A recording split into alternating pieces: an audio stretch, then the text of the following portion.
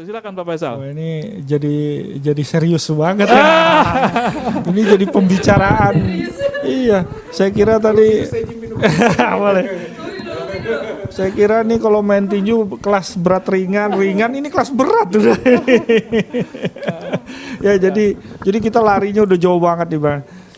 Saya coba netralisir dulu ya bahwa sebelum kita masuk ke medsos tadi, saya ini penganut orang optimis saja ya. Saya penganut orang optimis lah di Indonesia. Kalau entah generasi tengah-tengah, saya ini tengah-tengah ya antara globalisasi dan sebelumnya. Jadi saya hidup di alam tengah-tengah ini. Kalau saya masih optimis ya, masih optimis bahwa Indonesia ini hebat kita ini kaya, kita ini hebat. Sejak 1928 kita udah sepakat lah ya, bahwa dengan Sumpah Pemuda itu masih kuat sampai dengan kemerdekaan sampai itu bagian dari proses ya. Tapi saya masih optimis bahwa kita berjalan di rel yang naik ya, yang membaik, yang membagus. Jadi banyak orang ketika ini cantik ini banyak orang yang tertarik ya. Tertarik itu tanda petik ya, ingin menguasai, ingin mengambil, ingin mencaplok ya, ingin berkuasa. Karena ini cantik ini, kuenya enak gitu loh ya, baik alamnya, sumber daya, manusianya, karakternya juga cantik, kemudian ya tadi masih sedikit ya. Itu cantik juga Mas Ucok, karena sedikit rapuh cantik dia, tapi ketika dia kuat itu nggak cantik dia. Ya. Nah, sehingga segala cara ya. Saya juga yang kedua selain optimis bahwa kita memang masih kuat, yang kedua saya masih sangat yakin lah ya, masih sangat yakin bahwa upaya yang kita lakukan ini masih di track yang benar. Kalau ada kritikal sedikit-sedikit, oke. Ya. Saya lebih condong kepada Artinya negara ini semakin baik ini. Kalau saya melihatnya semakin baik. Kalau kita mau jujur loh, ya. Kalau kita mau jujur itu hitung saja 10 tahun yang lalu, kota kita saja, negeri kita saja, Kaltim saja. Ya walaupun tidak sesuai ekspektasi kita, tapi kan menuju ke arah yang lebih baik ya. Walaupun pembangunan, inflasi, ekonomi, apapun dia pasti lebih baik. Yang enggak itu katanya pejuang 45 kalau ditanya sekarang lebih baik atau tidak, dia pasti bilang tidak enak sekarang. Karena dulu masih muda makan ayam masih enak. Sekarang nggak enak, kalau itu iya. Tapi Makan daging sapi masih bisa ya. Kalau yang lain kan masih di track ya. Nah, justru karena cantik inilah banyak cara orang ingin mempengaruhi, ingin berkuasa, ingin mengambil sesuatu, ingin ya itu tadi ya, sehingga menggoyahkan sendi-sendi kita dengan segala cara ya. Nah, kalau dulu memang paling gampang itu ya kita sebut sara itu ya, lewat suku, agama, ras. Masuknya kan lebih situ. Saya dulu juga ketika kuliah tuh diajak, apalagi kalau dia tahu tuh yang sholatnya setengah-setengah, wah itu diambil itu, saya termasuk yang itu tuh diambil itu. Wah diajarin yang benar itu begini, disisipin. Bahkan ada salah satu pesantren, karena waktu itu saya cari punya anak saya, itu megahnya bukan main. Waktu negara Islam Indonesia NII, itu wah, pertanyaan kan kita justru, pertanyaan kita adalah dari mana dia dapat duit? Ya. Iya kan? Kalau bukan ada orang di balik itu, terus ada apa orang itu mau kasih? Pasti karena ada motif dulu kan, ya nggak mungkin kan ya adalah sumbangan. Nah, karena cantik itu tadi. Yang kedua saya masih menganut orang-orang yang ya banyak orang yang ngiri-ngiri saja, tidak ada kesempatan mencari kesempatan. Akhirnya mengkritik secara keras, kemudian yang di atas tipis kuping sedikit ya jadilah benturan-benturan itu yang kita anggap radikal. Tapi kita jauh lebih baik daripada Eropa Timur, daripada Asia Timur. Ya, tapi kan banyak yang mengatakan bahwa media sosial lah yang menjadi pendorong. Nah, barangkali karena sebagai kepala dinas Kominfo yang menangani juga soal media-media sosial ini, gimana? Ada solusinya seperti Nah, setelah media internet masuk, sekarang kan masuknya bukan lagi melalui saluran-saluran agama, sedikit lah sudah berkurang jauh, melalui suku-suku udah mulai kurang. Nah, sekarang masuknya justru pintu masuk melalui media sosial. Iya. Ya, cuma itu tadi yang kita sekarang kuatkan di pemerintah adalah literasi digital. Bagaimana kita mengajak memanfaatkan internet dan media sosial itu untuk sesuatu yang baik. Itu yang sekarang kita masih lemah. Masyarakat kita transformasi. Nah, kalau namanya transformasi itu kan berarti belum digital nih. Ya. Transformasi digital kita sedang bergerak cepat. Nah, literasi digital di masyarakat masih lemah. Sehingga pemanfaatnya gampang sekali dimasukin. Ya, itu yang kita sebut dengan literasi digital ya, bagaimana memanfaatkan, bagaimana budaya culture-nya, bagaimana skill-nya, bagaimana keamanannya supaya kuat. Ya, apa sekarang sudah gitu. Nah, belum. Ya, sudah jalan semuanya belum? Artinya atau tingkat masif untuk usaha pemerintah untuk melakukan sosialisasi yang lebih besar literasi ini? Kalau tahun kemarin kita coba secara masif ya, anggaran paling besar dari Kementerian Kominfo yang Ini kan dianggap sebagai kebutuhan. Iya, dan kita harus, karena kalau kita tidak perang secara masif literasi digital, transformasi digital kita tahan sejenak nih.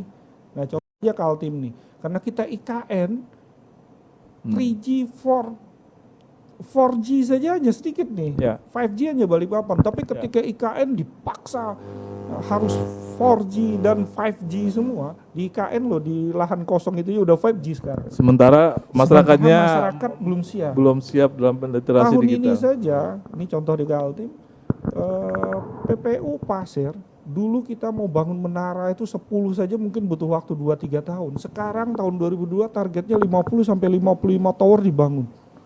Bayangin bagaimana mudahnya digital nanti, bagaimana masyarakat kita dengan gampang. Tetapi apakah bisa dimanfaatkan dengan baik oleh masyarakat? Kalau tidak, nah itulah pintu masuk tadi, yang pikiran-pikiran aneh, begitu dapat percaya. Pintu masuknya ya kan, banyak sekali pintu masuknya. Nah, Karena itu mudah Mas Ucok. Kalau dulu tadi saya bilang secara agama, dia akan step by step nih mengirim orang dari masjid ke masjid, masuk ke suku, kepala suku sebagai stakeholder dia masuk. Itu butuh waktu. Tapi dengan digital sekali hentak jujang. followernya berapa banyak? Nah, sekali masuk jebreng gampang. Akhirnya kan jadi industri ini. Ya, oke, baik.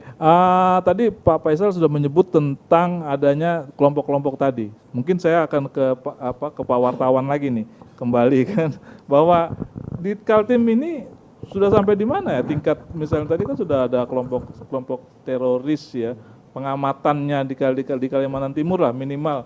Mungkin kita liputan itu sudah mulai bahwa di sana kelompok ini sudah ada yang teroris. Di Kalimantan Timur itu sendiri indikasi itu sudah bagaimana? Ya kalau sepengetahuan saya ya berdasarkan pengalaman ya hampir menyebar ya di Kalimantan Timur. Cuma kan untuk mereka untuk melakukan gerakan lagi ataupun mencari pengikut itu agak belum bisa kita ketahui ya kan, karena memang kebanyakan mereka lokasinya ini tertutup. Mereka tertutup berada di satu perkumpulan ya kan, seperti yang pernah terjadi ya di Kalimantan. Yang saya pernah liputan yang kemarin rame sampai dipulangkan. Itu kan mereka membentuk komunitas sendiri di dalam hutan. Mana? Di dalam hutan ya, seperti kemarin saya peliputannya di Samboja itu kan. Terus sampai di Kota Bangun, itu mereka bikin kampung sendiri tertutup dengan pagar daun pisang ya. Jadi dia bikin pagar daun singkong itu setinggi atap rumah itu. Jadi apapun yang gerakan mereka lakukan itu orang kampung sekitar nggak bisa ngelihat. Nah itu yang pernah pengalaman saya dan pernah sampai ke dalam sana, dan mereka memang sudah siap semuanya Pak ya. Teknologi mereka lebih menguasai dari orang-orang sekitar ya kan. Mereka berarti ada kelompok gitu ya? Berkelompok, dan mereka bayangkan ya, masyarakat kita belum familiar bertani dengan cara teknologi kan, mereka juga sudah melakukan itu, termasuk bagaimana pemasarannya ya kan? Tapi ini supaya tidak melebar, bahwa itu sudah ditangkap ya, sudah dibuat tangkap, kelompok itu sudah ditangkap dan sudah dibubarkan oleh Sudah, ya, polisi oleh- dan sekarang sudah tidak ada ya. Sudah tidak ada di Kalimantan Timur ya. Tapi kan memang beberapa sempat bagi masyarakat sekitar situ kan itu keberadaan mereka sebenarnya sempat membantu ya. Karena bayangin saja Mereka ada di sana justru dianggap membantu masyarakat di sana. bayangin aja kayak yang di Kota Bangun itu lahan tidur yang tidak pernah digarap oleh mereka itu sukses subur. Bayangin aja sekelas sarjana pertanian dari UGM itu ngerjain di sana Pak, dan itu berhasil. Artinya rayuannya luar biasa. Itu berhasil. Jadi tanaman di sana itu jadi semua. Oke, itu satu kelompok. Nah, satu Kelompok-kelompok lagi yang lain misalnya kan sudah pernah terjadi juga di beberapa tempat tentang teroris di Kalimantan Timur ini. Jadi di beberapa tempat ya kemarin di Kutai Kartanegara itu kan cuma ya seperti bilang Pak Faisal tadi karena sedikit jengkel mengemukakan kekecewaannya ya kan akhirnya pamer senjata gitu kan. Nah, itu langsung ditangkap itu yang di Kutai Kartanegara. Ya, tapi ada ya sudah ya. Ada. Dan gerakan Namun ini ada beberapa juga yang seperti Mbak Yuni bilang bahwa ada yang insaf ya kan dan sempat ngobrol dari mana dan mereka memang rata-rata sebenarnya nggak tahu gerakan mereka itu apa. Mereka nggak tahu. Dia sangat muda sekali kan. Bayangin aja kalau seorang anak sekolah SMA apa ya? SMA didoktrin oleh yang di atasnya gitu kan. Artinya kan nurut ya. Sehari mungkin dia 2 hari apa ya? Ketika itu didoktrin terus-menerus akhirnya kan nyangkut juga ke mereka. Dan itu yang mereka nah tapi ketika mereka doktrin sudah pulang, itu ya. ketika mereka sudah pulang mereka sadar sudah kembali lah ceritanya dan mereka mengakui semua memang selama apa yang dia dapatkan waktu di dalam itu ya memang salah gitu ternyata nggak seperti yang mereka bayangkan waktu mereka didoktrin seperti itu mungkin pengalaman yang pernah saya dapat waktu itu. Baik. Kita sampai di akhir percakapan kita akan bicarakan tentang solusi. Artinya kita harus juga bagaimana masing-masing kita mencari cara atau karena di sini ada wakil pemerintah dan juga ada wakil rakyat dan juga ada kalangan wartawan termasuk juga jurnalis perempuan. Barangkali punya pemikiran-pemikiran yang baru, yang grass gitu ya untuk menghadapi ini soal ke depan. Saya udah mulai dari Mbak Yuni, dari gimana melihat fenomena yang sedang terjadi sekarang ini kita akan tadi kan sudah jelas tuh fenomenanya sudah ada di Kukar di daerah mana-mana muncul emak-emak sudah sangat mulai muncul ke radikal. Nah kita harus masuk. Ya mungkin kalau saya ingin berbicara dari sisi jurnalis perempuan ya. Ya. Jadi kalau dari sisi jurnalis perempuan di sini memang yang namanya jurnalis itu ya idealnya dia memiliki pemahaman yang selesai gitu. Bagaimana pemahaman selesai ini? Dijelaskan dulu. Artinya apa ya? Dia bisa melihat secara objektif ya, termasuk masalah pandangan-pandangan terkait ideologi mungkin ya, terkait ideologi. Jadi dengan membangun atau dengan kalau dari forum jurnalis perempuan sendiri selama ini kan sering melakukan semacam pelatihan-pelatihan untuk internal jurnalis perempuan gitu ya. Banyak hal yang memang diedukasi untuk teman-teman jurnalis perempuan dari program-program dari pusat gitu. Khususnya memang kekuatan atau ketahanan diri perempuan ya. Ketahanan diri perempuan termasuk dalam menghadapi pengaruh-pengaruh yang memang menyimpang dari ideologi gitu. Ya, memang itu tadi kenapa saya bilang jurnalis sebenarnya tidak hanya perempuan, laki-laki juga harus selesai dengan pandangan itu gitu. Karena kita berbicara jurnalis kan idealnya objektif gitu. Dan kita sekali lagi kita berada di mana, kita berada di negara mana, ya di situ yang harus patronnya gitu. Pancasila, ya Pancasila. Itu aja intinya. Baik kalau gitu. Lumayan juga ya, lumayan berat juga kerjaannya itu sebenarnya jurnalis perempuan ini ya. Kalau misalnya diminta juga untuk mempengaruhi masyarakat untuk melawan radikalisme, perlu pekerjaan yang sangat berat gitu ya. Dan memang itu tadi sebenarnya kuncinya tadi di ketahanan keluarga. Ya, kembali lagi semua memang muaranya ke ketahanan keluarga. Optimis ya dengan perda ketahanan keluarga yang sekarang ini ada? Optimis. Kita nggak boleh berkecil hati gitu. Sekecil apapun langkah itu ya insya Allah akan berarti. Cukup nggak itu? Apa masih ada lagi yang lain? Peraturan yang lain? Berarti Pak Rusman yang menambahkan nanti. Silakan. sekaligus ngomong tentang solusi. Ya, jadi kalau menurut saya memang pertama begini, masyarakat juga harus diedukasi, dibimbing bagaimana cara mengenali pikiran-pikiran radikalisme itu. Karena pemikiran seperti kalau kita lihat itu, radikalisme itu kan adalah pola pikir yang menginginkan sebuah perubahan secara cepat dengan menggunakan kekerasan. Itu radikalisme. Ada kriterianya secara cepat, perubahan secara cepat Ya. menggunakan kekerasan. Kekerasan. Gitu. Gitu. Ya. Itu. Kalau radikal itu radikalisme loh ya. Nah, itu satu. Kirinya apa? Itu harus dipahamkan juga kepada masyarakat. Misalnya dia sangat tidak mau menerima perbedaan pendapat dan pandangan, ya pendapatnya dia yang paling benar, pendapat yang lain dianggap salah. Pandangan dia atau golongan? Iya, termasuk dalam bahkan nanti membentuk satu golongan tuh. Ya. Gitu lah. Itu satu. Yang kedua, dia biasanya membangun komunitas sendiri tuh. Seperti tadi dijelaskan oleh salah satu ya. dijelaskan oleh Suri tadi. Oh iya, itu sudah ini gitu ya. Kemudian kadang-kadang dia memakai prinsip menganggap bahwa sesuatu itu boleh melawan orang yang tidak satu pandangan dengan dia gitu lah. Itu ciri-ciri yang kental gitu. Nah, lalu bagaimana cara kita menurut saya satu selain yang disampaikan Pak Yuni tadi, yang kedua adalah memang kita harus membumikan nilai-nilai ideologi negara kita sendiri dalam bentuk melalui dunia pendidikan. Maka itu menurut saya pelajaran Pancasila ini kan sudah dibuka lagi. Maka itu kan kita kan tahu selama ini sejak reformasi semua dianggap yang berorde baru itu ditinggalkan. Akhirnya apa? Dalam rentang 98 sampai kepada itu kan hilang itu. Jadi Pak Rusman mengatakan juga bahwa gara-gara setelah Orde Baru kita sampai Orde Reformasi ini ada hal-hal Pancasila yang terlupakan. Ya, meskipun sesungguhnya di zaman Orde Baru itu tidak Pancasilais juga gitu Ya. dalam tanda kutip, kutip gitu ya. Sehingga itulah yang melahirkan pemberontak gerakan radikal baru untuk supaya keluar dari ideologi itu gitu. Dan mungkin bahkan di Dewan sendiri sekarang sudah bergulir ya Pak Rusman ya usulan perda untuk tentang yang akan kurikulum. Iya, penguatan pendidikan Pancasila. Intinya itu mungkin akan Itu disimplikasi sedang dalam usulan.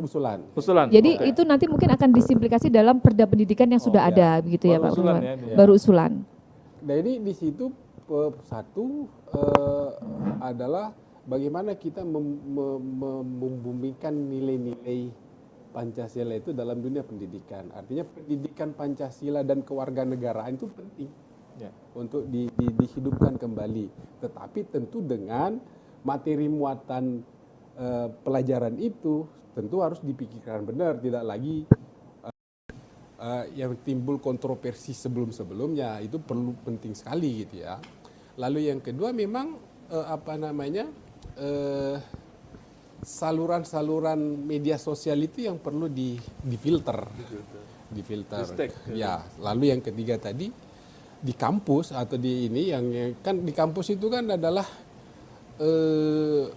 suatu budaya ilmiah yang muncul di situ adalah bebas nilai gitu sehingga itu juga harus dimaknai secara ini supaya dunia kampus itu juga steril supaya bersih juga. Ya, itu juga harus dilakukan bahwa di situ ada bebas berpandangan dan lain sebagainya. Oh, silakan. Tetapi ketika bicara tentang kepentingan ideologi negara, maka itu kembali kepada rule utamanya gitu. Nah, yang ketiga adalah ya memang deradikalisasi itu juga yang tadi seperti yang saya sebutkan. Saya kira itu upaya-upaya itu yang harus kita lakukan ke depan. Baik, banyak juga PR-nya pemerintah ini Pak Faisal. Kalau dipikir-pikir, karena jelas sekali bahwa ini sekarang sudah masif di masyarakat, tapi pencegahannya sepertinya ya kita bilang biasa-biasa aja sudah ada. Tapi masih biasa-biasa aja, padahal kecepatan penyebaran informasi seperti kata Pak Faisal juga bahwa itu sudah sangat cepat dan tingkat tingkat keracunannya atau terpaparnya itu sangat tinggi. Silakan Pak.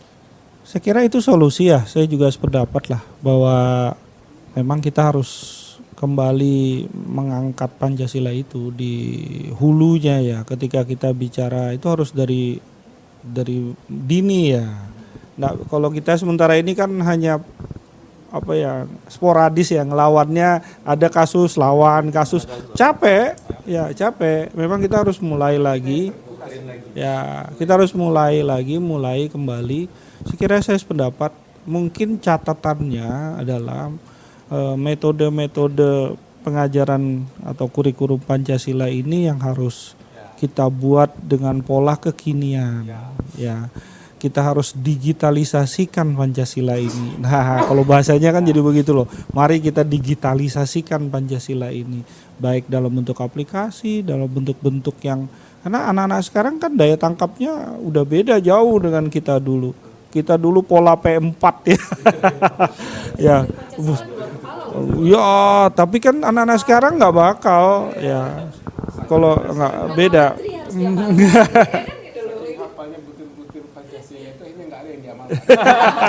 Kerja karena menghafal aja. Ya. Mungkin pola-pola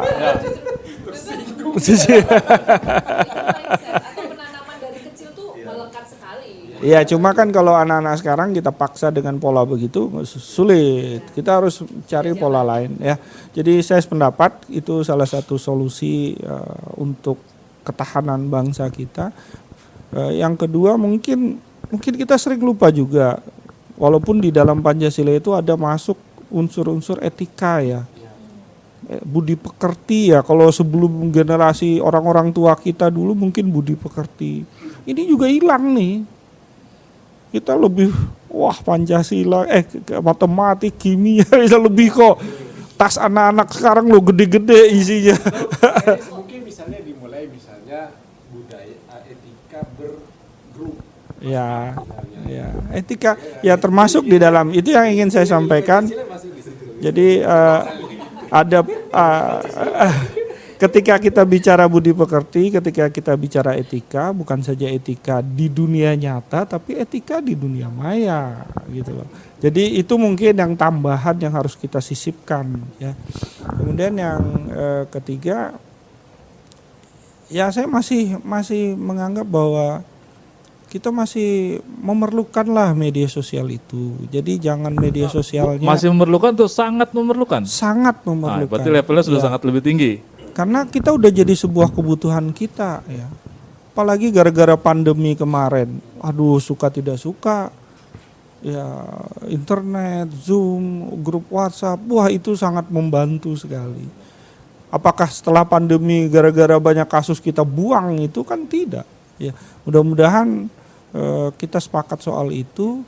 Ketika ada yang melenceng, ayo kita edukasi bersama-sama. Baik kita edukasi literasi digital maupun kita kuatkan nih ketahanan anak-anak kita generasi muda secara personil. Ya. Saya pernah cerita kali ya, ketika liburan kemarin saya bawa ponakan saya ke sini, ketemu dengan ponakan dia, anaknya kakak saya di Bogor, di Jakarta, di Bogor. Ketika sampai sana malam kita buka wifi, mainlah mereka handphonenya, gadgetnya.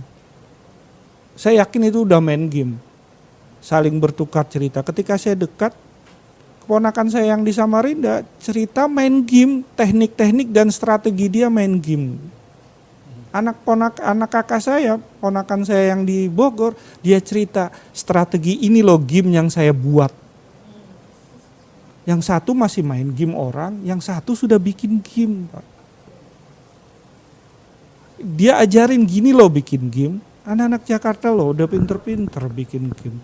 Kita loh masih main game orang ngabisin duit. Nah, tandanya literasi digital masih belum ya. Tapi kan ini bagus ya. Bagus. Ya, mudah-mudahan Ini jadi PR kita bersama, bagaimana kita bisa membagi waktu. Cucu saya itu hanya hari Sabtu jam 9. Nggak akan dia pegang HP dia kalau tidak hari Sabtu. Ya, mari kita protek di keluarga kita. WiFi dibuka, bagaimana di tengah-tengah keluarga yang jangan dia bersendiri di kamar, jangan taruh TV di kamar. Kan gini, kita juga harus memprotek. Jangan karena kita nggak mau di keluarga berkumpul, taruh TV masing-masing di kamar. Ya, kita sendiri yang membuka ruang itu. Ya. Jadi bukan cuma kita menjaga orang lain, tapi mari kita menjaga diri kita, keluarga kita, tetangga kita, kan lama-lama nanti kuat juga ini. Itu salah satu solusi lah, karena saya yakin teknologi dan digital ini akan membawa perubahan Indonesia jauh nanti meloncat setinggi negeri kita, potensinya luar biasa, baik keilmuan maupun SDA yang bisa kita pasarkan melalui digitalisasi. Ya, saya kira itu. Mungkin satu catatan. Ya, silakan. Artinya ke depan itu juga bagaimana kita coba berjuang bersama melahirkan budaya bermedia sosial yang sesuai dengan karakter nilai-nilai luhur Pancasila. Gitu. Ini menarik. Ya. Ya, tapi Saya kira kita itu akan bahas penting. nanti itu di session yang berikutnya. Kita sudah sampai di penghujung, kita sepakat bahwa isu kita pada hari ini tentang hoax dan radikalisme adalah yang iya. Hoax adalah penyubur radikalisme. Itu dia. Iya. Karena kita sepakat bahwa itu sudah tumbuh subur, maka kita harus mengatasi bersama-sama. Sekarang kita akan minta closing statement dari masing-masing, mungkin satu menit dari Pak Suryatman dulu. Bisa kalau diedit nanti. Ya, yang pasti kalau dari jurnalis ya, buat teman-teman jurnalis agar kita nggak terjebak dengan isu-isu radikalisme atau penyebaran hoax, yang pasti yang selalu diingat adalah Undang-Undang Pers ya, nomor 40 tahun 2009. Kitabnya itu ya. Kitabnya ya kan, dan kode etik jurnalistik. Dan yang tambahan satu adalah Undang-Undang nomor 11 yaitu Undang-Undang ITE. Itu sudah cukup untuk kita agar kita tidak ikut menyebarkan yang namanya radikalisme di Indonesia. Silakan Mbak Yuni. Oke, kalau saya kaitannya mungkin dengan perempuan ya. Perempuan itu mungkin gini. Ya, perempuan itu selalu adalah pengguna media sosial yang sangat besar. Betul. Artinya perempuan itu jangan malas untuk membekali diri, untuk jangan cepat merasa cepat tahu gitu. Jangan cepat merasa cepat paham atas hal-hal yang sebenarnya tidak paham gitu. Atau Pura-pura paham. sebenarnya dangkal, tapi kadang orang gengsi ya, oh gue tahu tuh gitu. Jadi atau jangan malas untuk membaca gitu, atau mencari literasi-literasi di berbagai media gitu. Kalau perlu berguru ya, berguru ke orang yang tepat gitu. Perempuan bergurulah ke orang yang tepat. Kadang suami kita pun belum tentu orang yang tepat untuk berguru. Mungkin itu. Baik, itu dalam betul ini kayaknya sudah. Ya. Saya nggak sanggup menjamin. Pak Rusman. Iya. Tapi ini bukan pelampiasan kan? Bukan curhat juga. Bukan, ya. Karena kita berbicara masalah radikalisme ya, kita konteksnya itu ya. Artinya jangan-jangan kita radikalis juga gitu. Dalam keluarga. Itu yang ditakutkan gitu. Nah, kalau saya gini, jadi sekarang ini kan memang pengaruh media sosial dalam membentuk dan merubah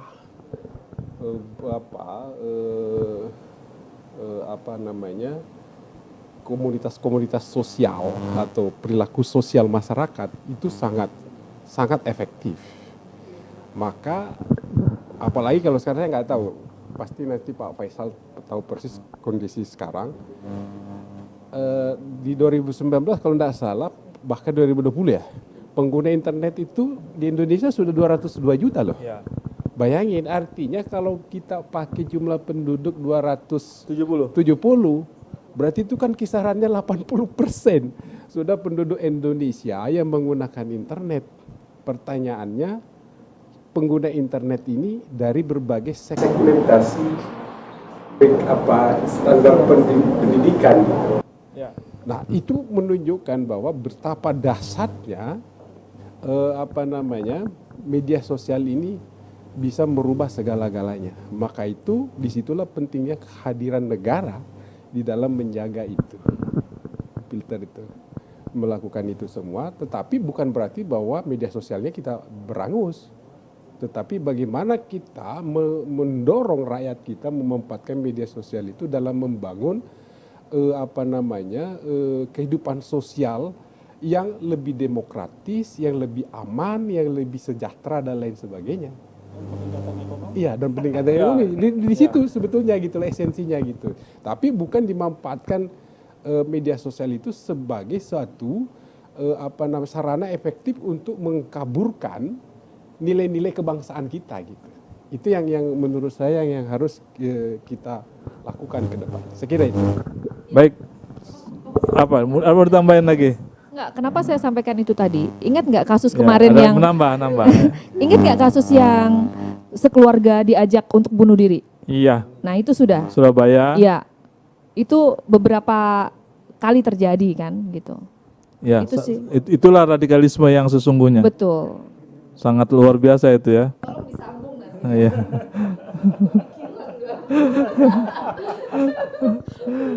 Ya, silakan Pak Faisal, kelihatannya bagaimana soal ini? Kalau saya sederhana saja, bijaksanalah berinternet ya, bijaksanalah bermedia sosial. Ketika kita bisa memanfaatkan dua sarana yang luar biasa ini, harusnya aman aja nih, ya harusnya aman aja, ya.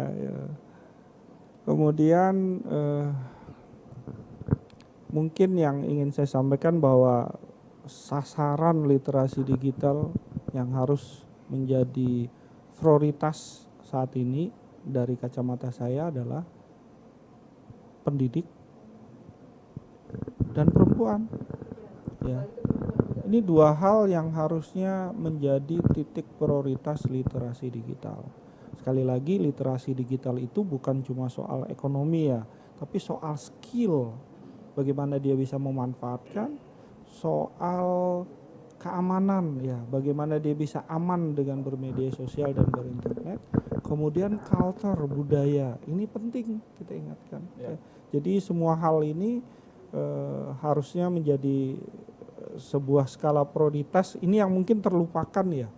Jadi kita perang secara masif, tapi kita lupa membuat sebuah skala prioritas. Dari pengalaman pandemi ini, saya kira dua hal ini. Ada guru ngajar, tapi dia nggak terlalu paham tentang penggunaan teknologi informasi, sehingga harusnya efektif jadi setengah efektif, karena dia juga baru belajar. Yang kedua, ketika mendampingi anak-anak itu, ya emak-emak sudah. Nggak mungkin bapak-bapak. Emak-emaknya bisa jagain, ya dibodohin anaknya lebih pintar. Jadi kita harus membuat skala prioritas. Nih, maaf Bu Yuni, jadi memang skala prioritas itu dua. Pendidik yang harus segera kita masifkan, dia paham segala hal tentang digital ini dan media sosial. Kemudian emak-emak tadi. Jadi mudah-mudahan dua sasaran ini menjadi prioritas sebelum. Ya. Iya betul, karena kita kan tujuan kita ke anak-anak, kita lupa siapa yang mendampingin dia nggak mungkin berdiri sendiri ya. Jadi itulah saran dan koreksi ya untuk literasi digital, peringatan juga buat saya, dan saya akan juga coba bicara di level pemerintahan, kita coba angkat bahwa literasi digital perlu secara masif, tapi kita harus membuat skala prioritas yang harus kita utamakan. Sangat luar biasa diskusi kita pada pagi hari ini di Hotel Novotel ya, di Balikpapan.